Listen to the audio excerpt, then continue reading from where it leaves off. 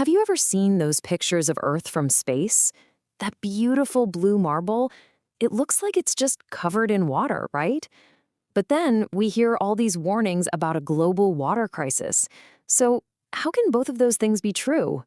Well, that's the paradox we're going to dive into. Okay, so the story really kicks off with this huge number, 75%. That's right, 3/4 of our planet's surface is covered by water. You'd think it's limitless, wouldn't you? And that brings us to the big question, the heart of the matter. On a planet that is literally mostly water, how on earth can we have a water scarcity problem? I mean, it doesn't make sense at first glance. But the answer, well, it's a lot more interesting than you might think, and it tells us some incredible things about how our world works. All right, so to really get our heads around this paradox, we need to start with one key idea. Earth is basically a closed system when it comes to water. Think about that for a second. The water we have right now is the same water that's been here for, well, forever. It's not going anywhere, it's just always on the move. And this constant movement has a name you probably remember from school, the water cycle. The best way to picture it? Think of the Earth as one giant sealed terrarium. No new water gets in, none really escapes. It just changes from liquid to gas to solid and back again over and over. It's all powered by the sun, and the process is actually pretty straightforward. You've got evaporation, where water turns into vapor, then condensation, where that vapor cools down and forms clouds, and finally, precipitation, when the water comes back down as rain or snow. It's like the ultimate planet-sized recycling system, and it never stops. So, if all of this water is just going around and around, where is most of it hanging out at any given time? Well, the answer is pretty obvious when you look at a globe. It's in our huge, salty oceans. They are, by far, the biggest reservoir of water on the planet. And this is where the paradox really hits you. Just look at these numbers. A whopping 97.3% of all the water on Earth is saltwater. All the fresh water that we and pretty much all life on land need to survive is just a tiny little sliver, less than 3%. All of a sudden, that big blue marble starts to look a little different, doesn't it? So, what makes it salty? Well, it's this thing called salinity, which is basically just the amount of dissolved salts, mostly sodium chloride, regular table salt. On average, the ocean is about 35 parts per thousand salt. But average can be a tricky word because not all seawater is created equal. For a wild example, just look at the Dead Sea. Its salinity is off the charts. We're talking a staggering 340 grams per liter. That's so dense with salt that you can just float on top of it, no effort at all. It's an incredible example of just how extreme that saltiness can get. And of course, connecting these massive oceans are the world's major seas, the Mediterranean, the Caribbean, the Red Sea, and so on. These aren't just patches of water on a map. No way.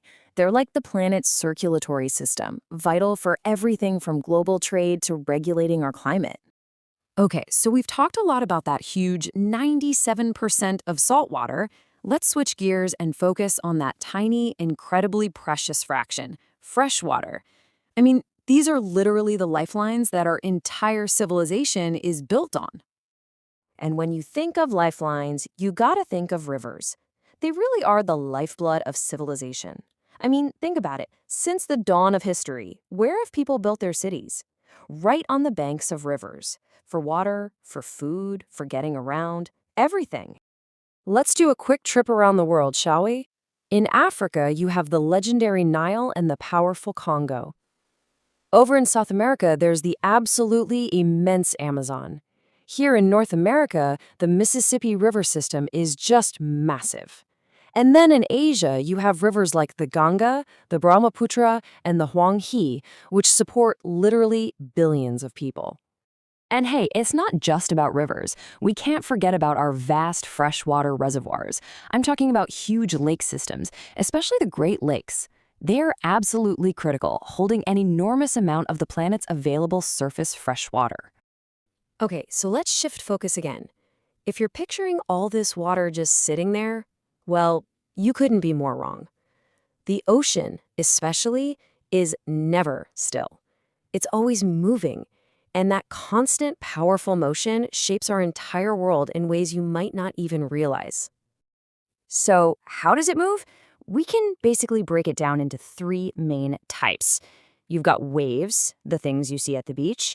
You've got tides, that daily rise and fall of the water level.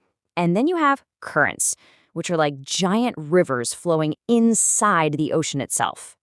Now, most waves are pretty simple. They're just caused by wind blowing over the water. But sometimes something much more powerful happens, like an underwater earthquake. And that can trigger a tsunami. Not just one wave, but a whole series of them with absolutely devastating force. And just to give you an idea of that power, a tsunami can race across the open ocean at speeds over 700 kilometers an hour. That is literally as fast as a jet plane. It's just a mind-boggling amount of energy. All right, next up, tides. This is that predictable, rhythmic rise and fall of the ocean that happens about twice a day. And what causes it? It's all about the gravitational pull of the moon and the sun doing a little dance with the earth. And this isn't just a cool natural phenomenon. It's super useful for things like navigation and even fishing. And finally, we have ocean currents. These are basically giant rivers flowing through the ocean. You've got warm currents, like the famous Gulf Stream, that start near the equator and bring warm weather to places that would otherwise be much colder. And then you have cold currents, like the Labrador Current, which do the exact opposite. They bring cold water down from the poles. So we've gone on this big journey, right? We've talked about the vast salty oceans, the water cycle, the tides, but it all comes back to that tiny, tiny percentage of fresh water. When you understand the whole massive system, you really start to see why every single drop counts. And look, this isn't just some abstract idea. It's a real global concern. That's why every single year on March 22nd, we have World Water Day. It's a day for all of us to stop and think about just how important fresh water is and why we need to manage it sustainably. And that really brings us back to the most important question of all. Now that you know just how rare and precious our freshwater is, what can you do? What can we do to help conserve it? It's a huge question for sure, but finding the answers all starts with understanding this: the blue planet paradox.